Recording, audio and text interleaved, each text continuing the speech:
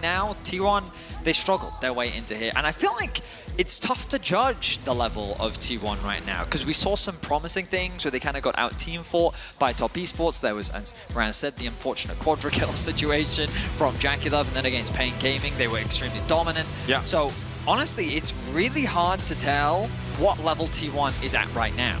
One, I think it's a bit of a reset for both teams, potentially, right? We saw, obviously, LNG mount a pretty impressive comeback. We saw T1, I think, get caught off guard a little bit by what Aurora could bring to the table in some of those fights. Certainly, both teams probably have a better sense of what they want to prioritize in this meta. But with T1, tons of leads early on. It was a similar story for BLG against LNG, and we'll have to see if either team can take that strong early game and leverage it again against their opposition today. And what I will say is that, historically, T1 is a team that don't start Worlds off incredibly strong, right? They have this incredible record, right? Where their worst group stage record was 5-1. They've only ever lost one, and this was true last year as well. Well, they lost to they beat TL, they lost to Gen G, and they beat Cloud9, and then they to start their BLG. Yeah, and then to start their great run where they beat literally every LPL representative, they beat BLG, and you know it had to feel good. It had to feel sweet at MSI for BLG to get their revenge, but Worlds is a different beast. And all I'm saying is that, on the one hand, totally makes sense to have BLG as the favorites. On the other hand, T1 has already lost a game. And you know, there's no more losses left.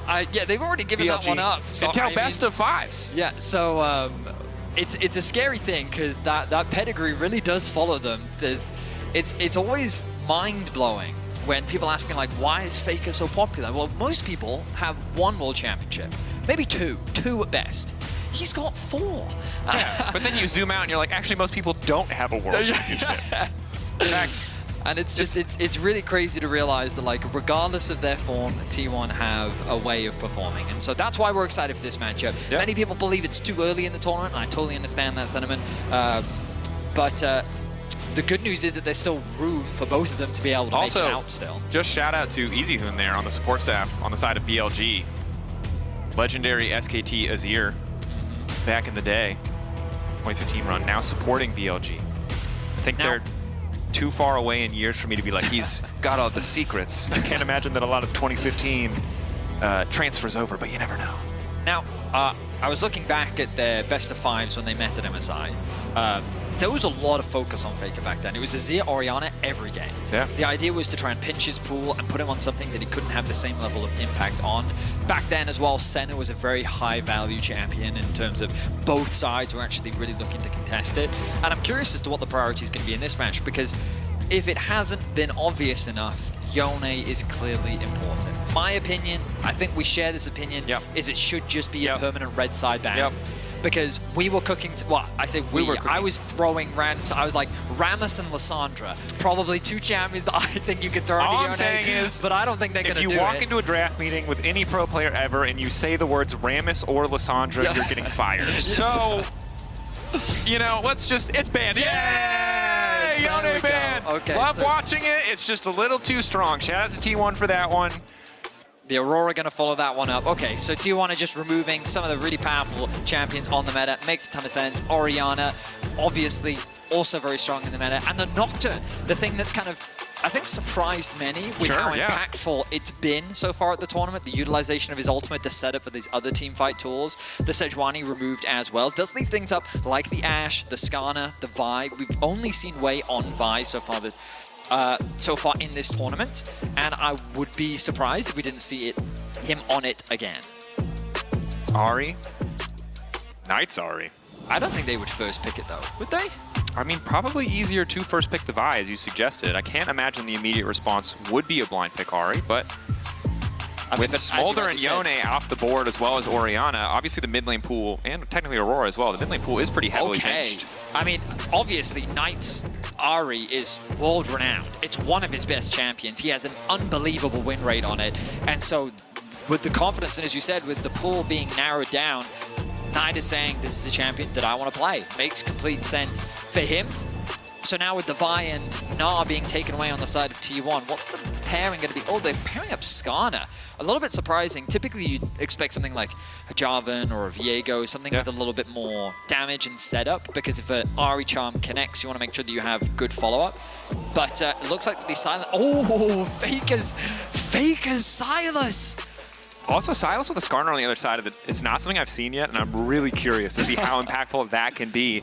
But Sylas, a champion who's just really come back to the meta. He's been changed repeatedly. People have talked about him in solo queue for a very long time, but only at this tournament has he really come back to the forefront of professional play.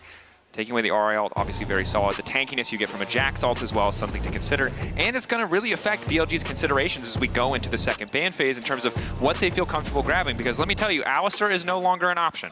It's a really fun skill matchup too, because the Charm determines everything, right? Yeah. Charm can use to interrupt some of the dashes of the Sylas trying to get to you. On top of that, like if the Charm is ever gone, Sylas just always wins a trade, just because of the additional healing they'll get on his W. So, super interesting. Right now, I would say that he doesn't have the best ultimates to steal. Yeah. And like BLG's like, maybe we don't play Alistar. But we'll see how the rest of the draft pans out, as the Kai'Sa and the Ziggs going to be removed from the bot side of BLG. The Renata going to be taken away from Carrier, and the Ashe to follow.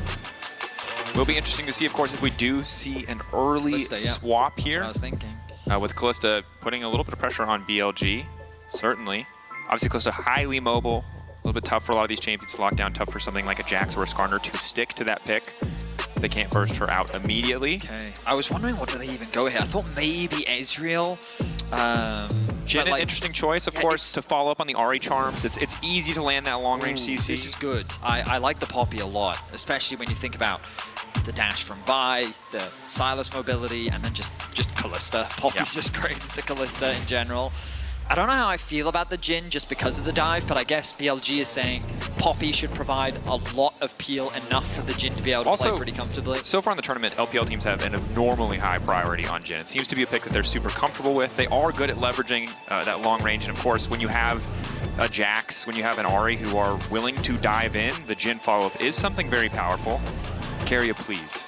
I would, please.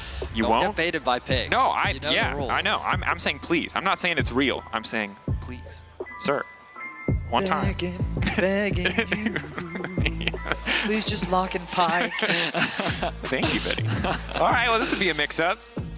This is a classic combo, brainstormed, theory-crafted, scrimmed for years. Hasn't seen the international stage as much, but it is obviously the combination of the Kalista and the Neeko, very, very powerful. Neeko can go in, get right back out. So much setup CC, so much chain CC, and kind of a return to some of what made Carrier so successful in our previous year, which was a lot of these really aggressive counter-pick supports.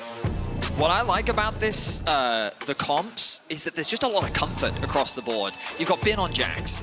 Like, obviously he's known well for his Camille, but his Jax, like, is just as terrifying on the top side. And that's paired along Knight's Ari, one of his all-time greatest champions, an unbelievable win rate on it. I think this year alone, he's only lost, like, one game. Career long, I got 58 games, courtesy of our friends at Games of Legends, 86.2% win rate. I'm not going to do the quick math there, but it's very much in favor of the win column. And in contrast, Zeus, one of his best champions throughout his career, has been his Gnar.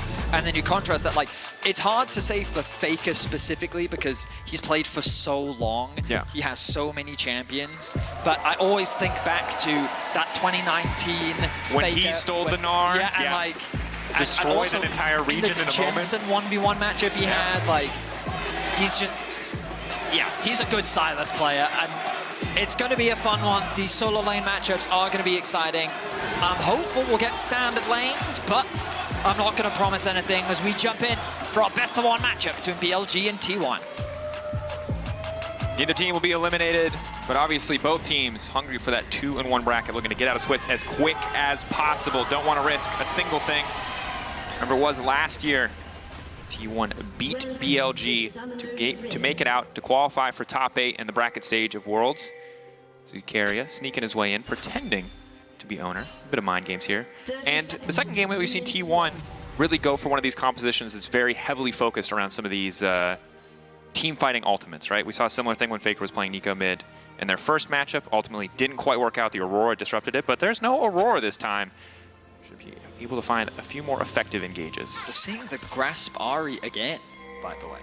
Like, we've just been seeing... Flash out from Keria. Do they know it's Keria?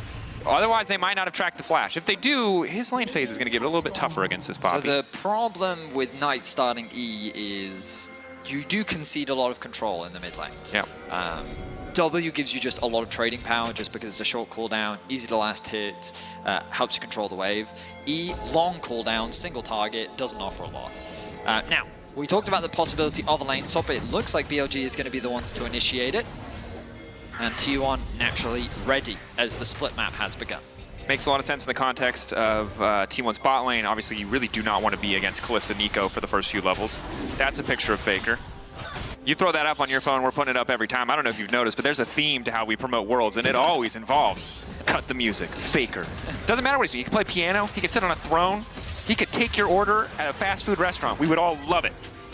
It's what keeps us going. And I think it's a big part of the reason why we're always giving T1 the benefit of the doubt here. Of course, in the 2v2 lane swap, though, LCK team's a little bit more experienced, popularized in that league initially as Knight doing a pretty good job, getting a lot of grass procs. Of course, you highlighted it takes away from some of that burst damage, but does offer a bit of sustain, a bit of additional damage, and does give you that permanent health stacking 4 per proc.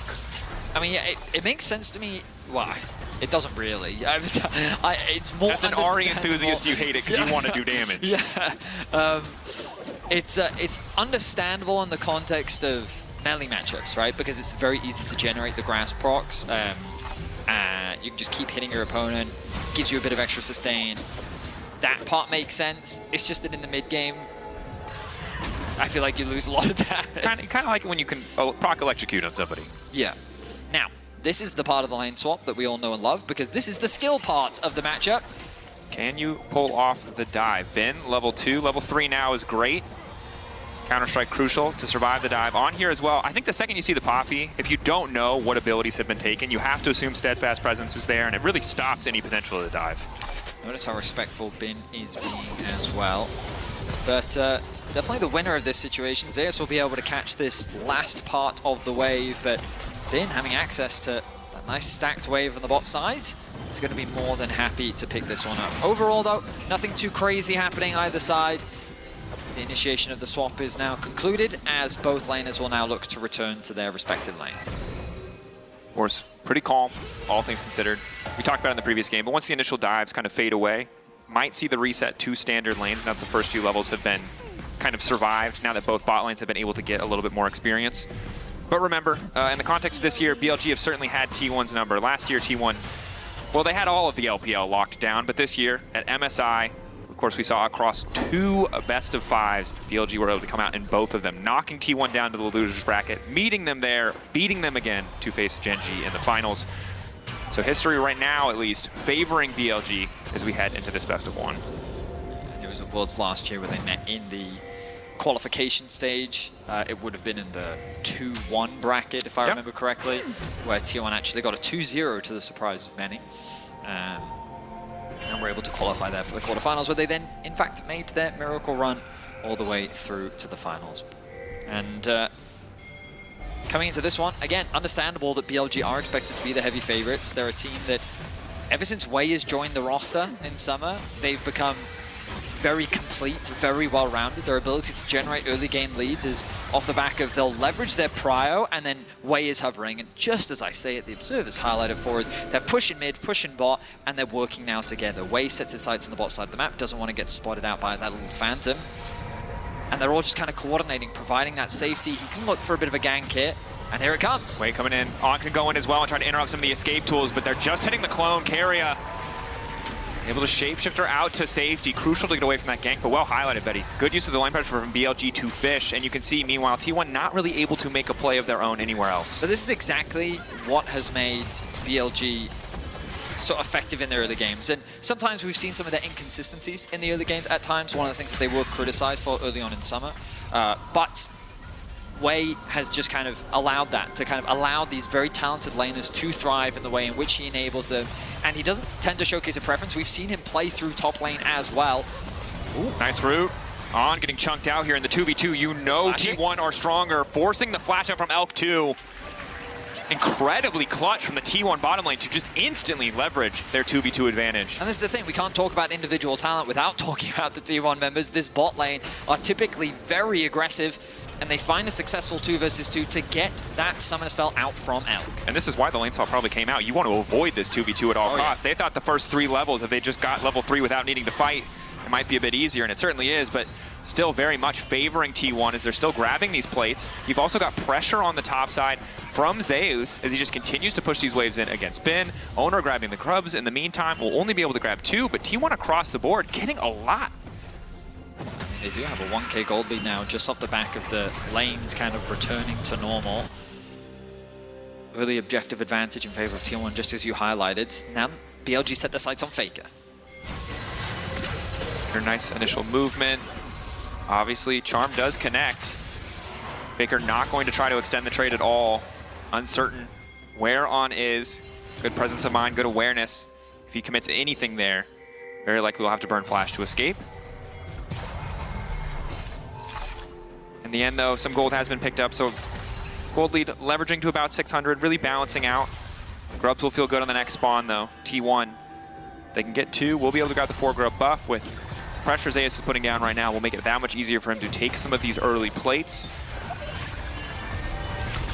Keep my eyes on the minimap just to see what potential options Wave once again sets his sights on the bot side of the map. Nice bit of trading there from Knight to put pressure down to Faker, but he's sitting pretty with his farm. I like how Wade consistently plays around the fact that, like, oh, his bot lane has push, he's there to leverage. Maybe they can go for an objective, maybe they can set up for a dive or a kill. He's going to start off the Drake, but I think T1 want to contest this. They're going to be able to clear out this bot wave pretty quickly. Level 6 has come through from Gumayushi. Owner on the way down. On with the knockback into the wall, but there's no immediate fall. They just now spot Owner. Knight is going to get the first move, however. This could be disastrous. Perfect CC layering. Owner can't even push the ult. He barely manages to get it all the time. Faker has stolen away the ultimate. What else can he get with the dashes? Can he chase down Knight? One more now coming through. Has stolen the ult, now using it. Wants to chase, Wade ready to go over the wall. T1 zoning him off. Faker goes in again anyway. Flash away from the charm. That's perfect to pop on the Q2. Coming through. Faker gets another dash. Should be fine to escape. Bin coming in. He should go down. Knight gets the kill in return. Faker doesn't quite have the mana or the damage to be able to get another, but it ends up being a 2 for 2. Knight with the quicker collapse, but T1 with their bot lane having more damage to be able to convert the kill. The Dragon stays alive, and as Owner makes his way back out onto the map, he's already pinging the objective. And great CC, frankly, from the side of BLG to recognize they had the opportunity to kill Owner. Could have been a massive threat in the fight, and certainly could have made Knight vulnerable. They weren't able to spot him out first. Messy back and forth, T1 still ahead in gold. Now T1 first on the objective. They're spotted. BLG, a lot of pressure mid, currently denying some creeps away from Faker, so there is a gold price that T1 are paying to take this objective. Have to respect on the flank, but BLG clearly willing to give it up, and well played to T1, coming ahead in objectives across the board. While all that was happening, we'll get to that in a second, but notice here, it's Owner that's isolated because Knight gets the rotation first, connects the charm, they have the damage, Owner does what he can to get what damage down he can, but then the fight becomes split, as Wei has to flash away to avoid the CC from T1's bot lane. On is just kind of awkward in this position, left isolated as the Jhin ultimate doesn't really offer much, while Faker finds himself in the 2 versus 1, gets that initial pick, gets the reset on the Ahri ult as well, allowing him to create some space, and then here he thinks, oh, maybe I have the damage if I can get the passive off, but the 4th shot from Elk is enough to shut Faker down. A very close affair. And the thing I wanted to highlight before we went into the replay was Bin actually moved from top into mid to push that wave underneath the tower because Zeus had set up a bit of a mini freeze. Then though, as the freeze was unbroken, Zeus was forced to push out that wave top and Bin could catch all of it. So you look at that CS discrepancy that had developed in the top lane, but Bin actually fixed it by being able to get this big wave in mid, move up to top, then catch that wave as well, and ultimately kind of equalizing what was a bit of a deficit at the start. Important to put him in that beneficial position. Wade gets a little aggressive on the top side. But obviously in that previous fight, just a reminder why our featured matchup presented by Mercedes-Benz is the mid lane. Faker and Knight both in a position to make so many plays for their teams. They're legends in any draft, but in the context of this draft, 2 huge catalysts to find kills, to set up plays on the map. And right now, BLG using Knight to gain a bit of control around the grubs. However, top wave needs answering. They don't quite know where Zeus is, so they don't feel confident to initially force the objective as T1 showing up in force, ready to fight for this. Ideally, Zeus wants to catch this bot wave before he's in a position to TP. Bin is already making the rotation up, though, so it's BLG that have Purchase on the objective. Bin is collapsing very quickly. I'm expecting a big fight. Bin first move is big. Zeus does have TP, and he has Mini-Gnar stacked. Are they willing to commit Zeus's TP? Looks like they don't want to. Instead, they'll just say, you know what, we'll concede the grubs. We'll give Zeus first access onto the tower. Bin was able to catch that wave in mid lane, but ultimately just a lot of time spent wandering around the map. But ultimately, it did pay off for BLG. But Zeus getting some good work done on this bot tower. Definitely. Unlikely he'll be able to grab that last plate, at least on this wave, as Faker and Owner trying to defend on. Well placed, well positioned. Ulti from Skarner is about to be traded here. It looks like his T1 are being caught out by the curtain call. Lockup coming in from Owner, but he might just have to give his life. Flashing out to safety. Where's the last bullet going to go? One more shot from Elk. Will not finish the job. Quick kill pickup underway from T1 on the top side. In the 3v3, it's T1 that come out ahead once more on not level 6, meaning he can't remove one of those T1 members from the equation. BLG don't have the damage. And it means the T1 find themselves another kill. Elk with the push, has the 4th shot, looking to get that tower plate, will secure it. As resets start to come through. Meanwhile, Gumayusi, sitting in mid, takes the mid wave, actually rotates now down towards bots to try and help secure that tower. They're gonna secure it. Nice map movements there coming out from the T180 carry. It's Elk spending a lot of time to push in this wave. Yeah, resetting makes a lot of sense. And a bit frustrating, right? Because you just get that 4-grub buff. You would love to be able to get some pressure down on top side. But Faker and the rest of T1 in the area means the play kind of fizzles. Elk doesn't have any mana or any biscuits, so this is a little bit This is crucial, because notice Zeus, the reason why this is crucial is Faker still has TP available to him, but notice Zeus already back out onto the map. He's been able to go back to base, spend that money. He can now go top, catch that wave. Gumayusi continues to push in mid. He can now reset, get his itemization, and now Jin's recall is delayed. So the rest of BLG are already back out on the map, while Elk needs to commit that reset. And this means they're in a position to contest vision, to get pressure top, to get pressure mid, and start to set up for that Herald. They do not want to give this away when BLG have hit that 4-grub threshold. But on hovering, maybe hoping to catch Zeus out if he overcommits here. Malignus completed for Knight. Will make the ult more accessible, but not necessarily the biggest damage spike. A lot of members hovering around the top side for BLG. Way there to cover once more. Faker bot has the TP. Not sure how he fares in the 1v1 matchup, but with a completed item, he should be all right. Way looking to make the dive happen. Owner here as well. Bounce in from Zeus, trying to get away from the Skarner, knowing that CC is lethal. Impale is there, but the knockback is close. They push him away, but Zeus is still holding on. It's a 3v1, and Zeus is happy to take it. The power of Mega-Gnar keeping him standing. Beautiful from T1, and now here comes Keria. It looks like Faker. They're uncertain the charm going to hit. Now they realize it's the Nico. I love your response there, because I'm like, Faker's coming, Faker's coming. Like, it's not Faker, it's Keria. I'll be honest. Design team, I have one request. Please, for us, make it the correct picture. Because if that was Faker, people start dying, for sure. Keria does not have the engage range. Oh, okay.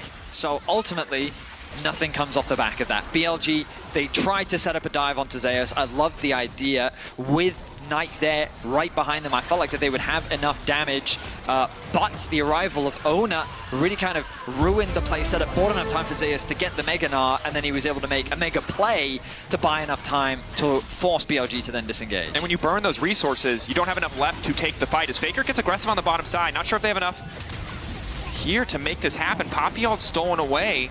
T1, this is bold. They already got one objective. They want to go for 2. They force the flash out from On. T1 pulling incredibly far ahead. That beautiful play on the top side has won them so much. Bin is just now getting that wave into top side, and Zeus here for the play and right back to top to defend. Now Faker TPing as well. They're nervous. They don't want to risk the dive. I think maybe a bit over-eager from the side of T1. But still, they get the Drake, they get the Herald, they get the kills on top side, or the play on top side. Beautiful stuff. So T1 walk away with the second dragon of the game. The bot wave left completely unattended, because once the TP had come through top, Faker, wanting to be a homie for his top laner, matched the TP and was ready to fight, ready to skirmish, had that Poppy ultimate stolen away to turn it into a 2 versus 1. Now though, because those TPs were invested from the mid laners, they've said, well, we've got to catch this wave now. So both of them stay in the top side of the map. Knight does have a bit of an experience lead, I think largely because Faker has been moving a lot around the map. As Zeus now makes his way towards bot lane. Bin with the TP advantage for now, but there's not really an objective for them, for BLG I should say, to find any real advantage with. Nope, 4 minutes on both the Baron and the Cloud Drake. T1 obviously 2 Drakes thus far. BLG really not able to leverage the grub buff they secured earlier on. Won't matter too much. Knight taking over to level 11, but Faker not too far behind. First items completed. Just about across the board. I imagine Ben has it once he does get the opportunity to recall, but he has been out on the map for quite some time. So while T1 do have a meaningful gold lead and 2 Drakes, it's nothing insurmountable as Faker about to be caught out here.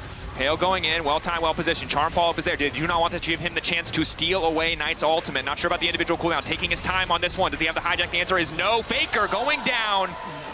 Taken out of the equation there. Great pick from BLG. Nicely done by Knight and Wei. They were waiting for that flash to come through from Faker. Only then did Knight actually commit the ultimate. They were cautious of the fact that Faker could heal at any point, but he's got to get in range, and it was that they played around very well. Knockback, using the clone to try to walk away here. Wait a bit more time. Aftershock already propped. That's one squishy Poppy now. Guma there quick to pick up the kill, but it's Elk who's in trouble. Zaya's coming from behind as well. Elk's got nowhere to go. One more bullet, not enough to get the kill. But Ben and Wei are here as backup, and it might just be curtains for T1. Guma, the heal coming in. Carrier trying to body block as best he can, but Ben already grabbing another kill. Carrier now needs to get the hell out. Quick flash. Force shot will not connect.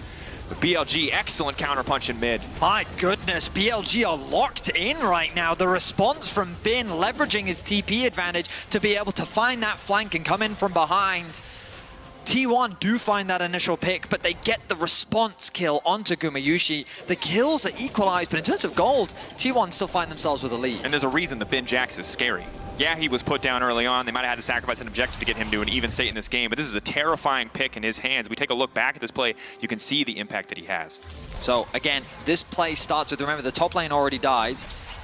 We turn our attention onto On, who then gets collapsed. Level 6 doesn't get a chance to use his ultimate, gets chain CC'd, the ultimate comes through from Carrier, and then they turn their attention onto Elk. It's at this point where they've overcommitted, but they don't realize that the TP has already come through. They're trying to set up this tower dive, but Carrier is very low HP. Gumayushi has to ult him, and then Guma has to flash because he knows that the counter-strike is there from Bin, meaning that he now has nowhere left to go. Nice collapse coming through from BLG to equalize the kill score. In a difficult situation, I like the patience from T1 initially, waiting out the Aftershock, waiting out the Celestial opposition to make sure they can burst down On, but overcommitting a bit in terms of resources, and BLG starting to tie up the gold lead. Again, in League of Legends, gold can be a bit misleading. It's more about the item completions. But you can see Faker's still not a second item completed. Similar story for Guma. So in the coming fights, pretty even footing. Flashes, however, on the side of T1, down across the board really on key members other than Zeus, and Knight in a position where he can really take over a fight given that he has access to that flash. Faker maybe going to try and burn it now. He does steal the Ahri ultimate. Won't be able to get anything so far. Just finish trading.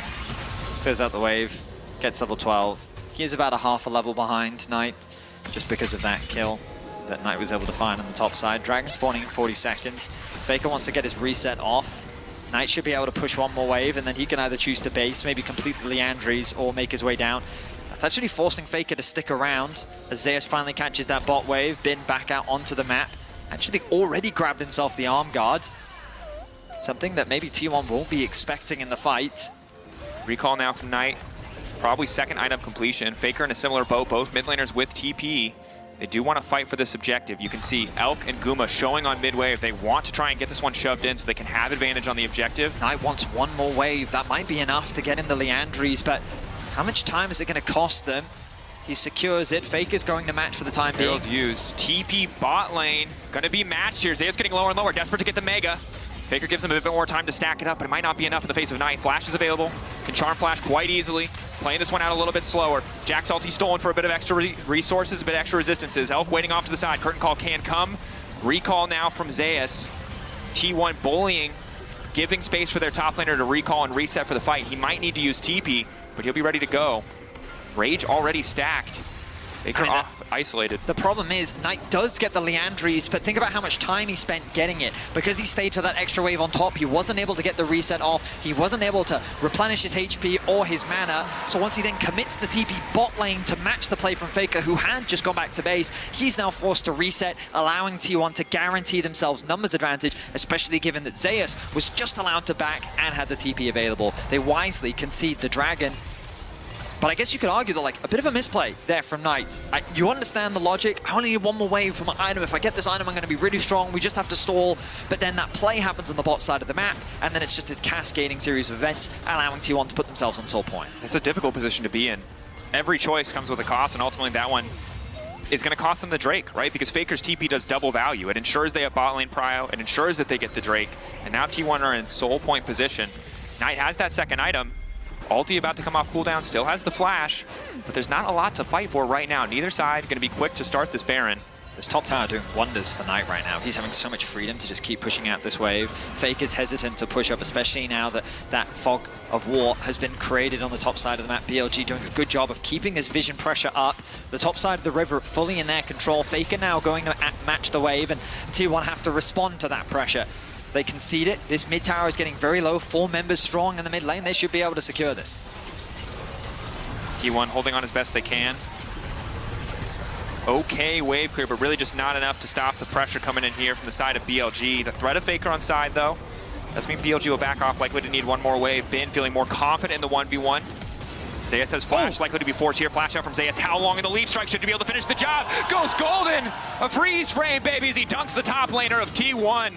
Clean solo coming in for Bin. A crucial solo kill as BLG secured the mid lane tower as well.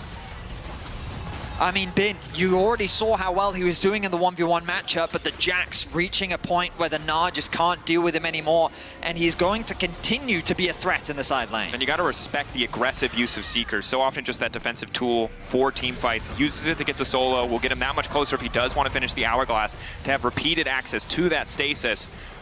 So much of this game feels like it's going to come down to the team fight, so any edge you can find on a side lane, man advantage, kills, gold to get those item completions through is going to matter. The problem for T1 now is they can't cross map. Bin is able to secure this bot tower completely uncontested, and notice as T1 is shifting their control to the top side of the map, BLG is there to match. They don't need to cross map or anything. They can actually just sit there and say, T1, try and take this tower in front of us. I dare you to, because if you do, Bin is just going to continue to push in bot. Obviously, he needs to get his reset off, does have gold to spend, but BLG now with a much firmer foot in this game. They've finally been able to equalize the gold. We're going to need to see how well T1 can set up for objectives and find fights. Bin completing the Hourglass is big. Again, another access to stasis. We saw in the previous game, Aurora disrupted what T1 could do. It stopped them from leveraging so many of their team fighting strengths. There's no Aurora this time around, but with BLG getting stronger and stronger, if they absorb that initial blow, you saw in mid lane, if Elk is left standing, very easy for this lineup to start cleaning up on the counter engage. I mean, if nothing else, I think it's fair to say that T1 definitely showcasing a stronger performance so far at Worlds than compared to what we saw them in the regional gauntlet. Yeah, absolutely. Definitely much more of a return to form, but BLG are locked in after the upset against LNG.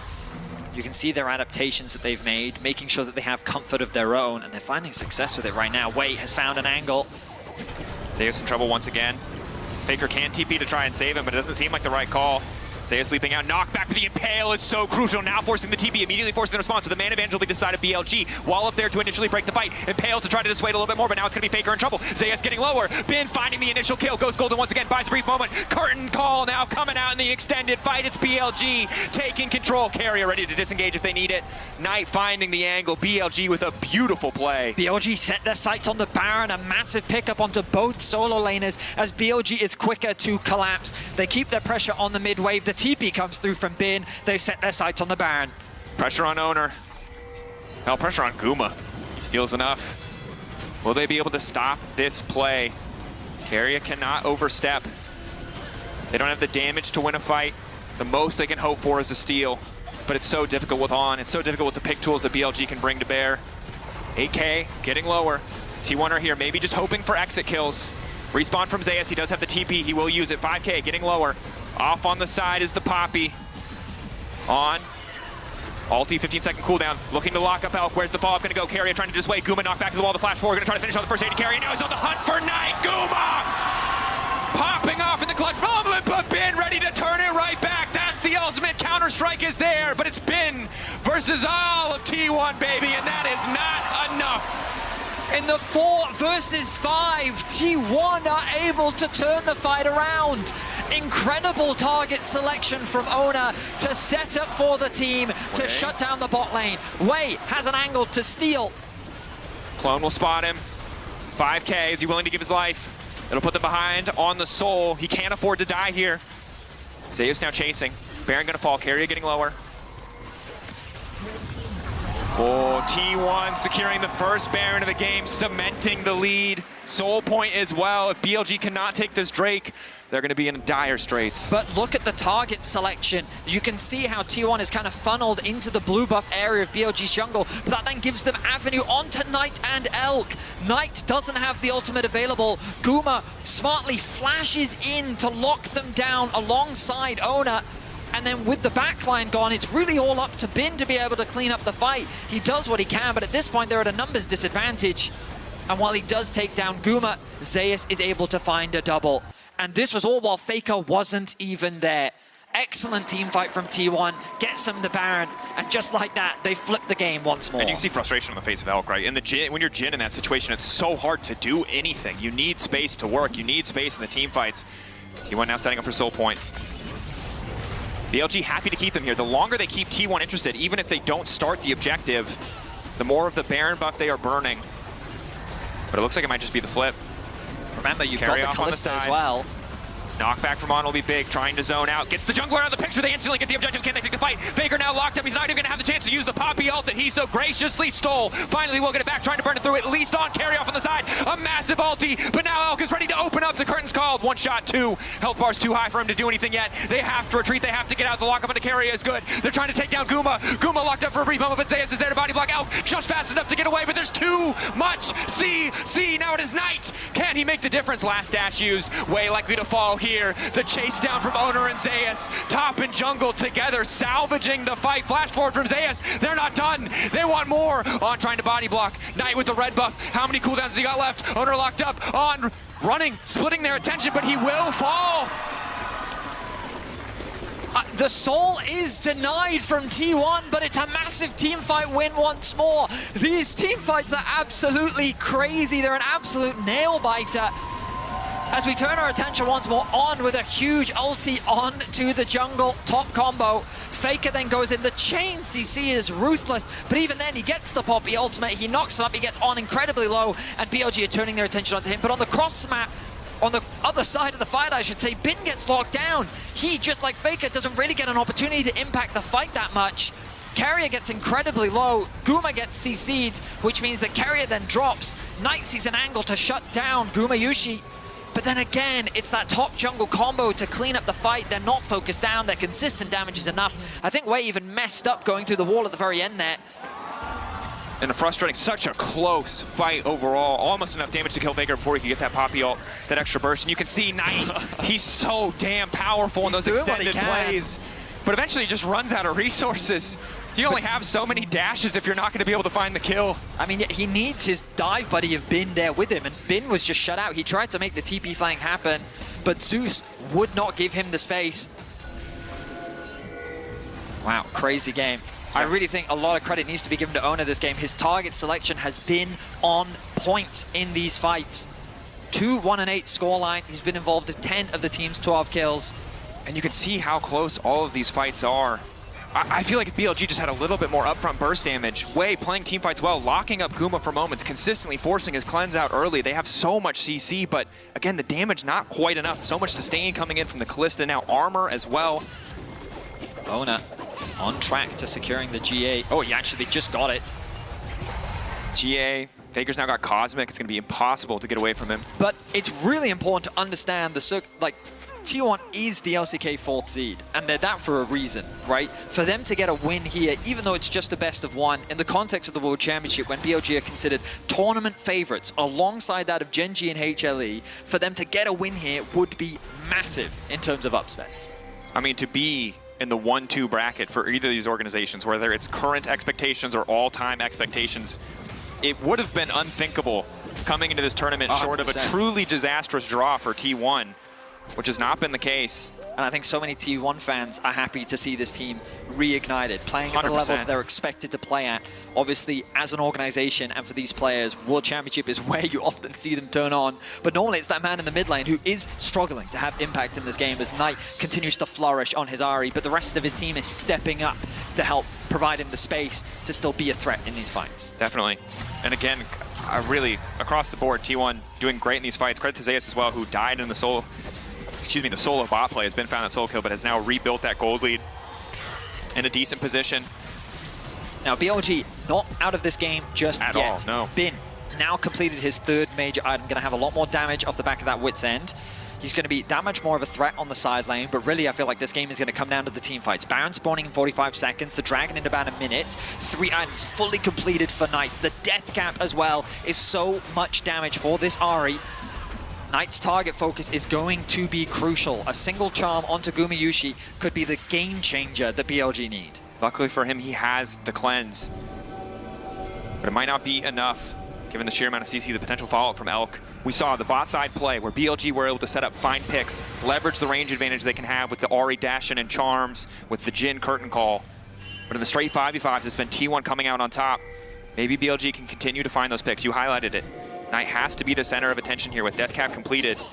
He needs to be doing the damage, he needs to be setting up the plays. It's a big burden to put on a single player in a game, but he has the tools to do so. We take a second. Obviously, both teams have just been farming for the last few minutes. For 5 seconds, the Dragon will be alive. It's Zeus that enters the river first, clearing out the control wards. Bot wave. Well, the mid wave is what's being contested right now. Owner quickly makes his way over on, maybe looking for a flank, but will be spotted out on the control ward. Has to be careful. I like what Bin's doing. Keep the pressure on bot lane. Keep that push in, give you a nice angle to potentially create a flank. Faker now joins the squad. Steadfast presence down. Initial route on the way is big.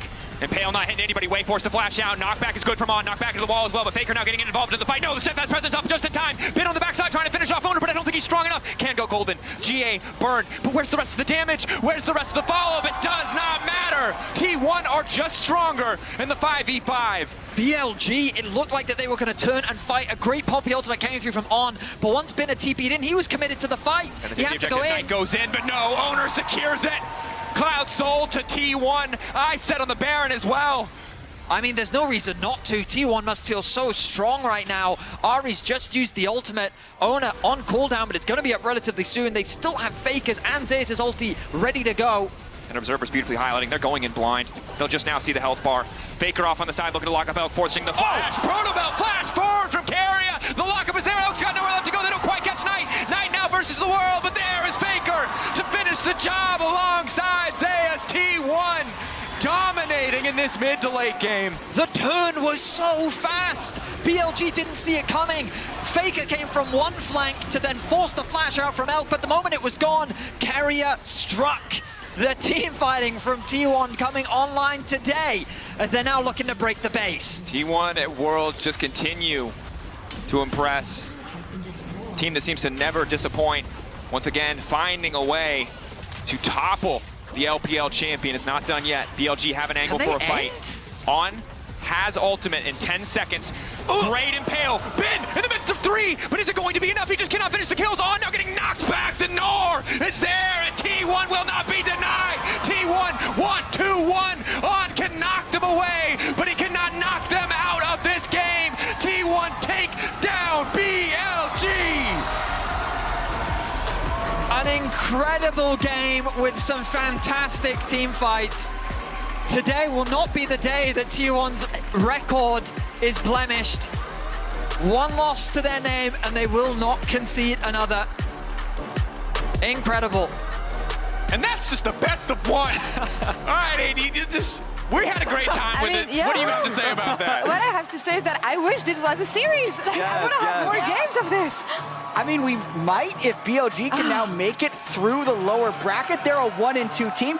T1 at Worlds is just a different, it's a different beast entirely. It's not the same as what's in the LCK. Oh my God. Even just saying that one more time, just the fact that BLG are 1-2 and are fighting for their lives, no one would have expected this at all. And we've talked about what had been going wrong for T1 in the first games that they had in BLG as well, and I feel like while T1 corrected their mistakes, especially in the early game, BLG keep on making the same mistakes. Yeah, the early game from T1 was so good.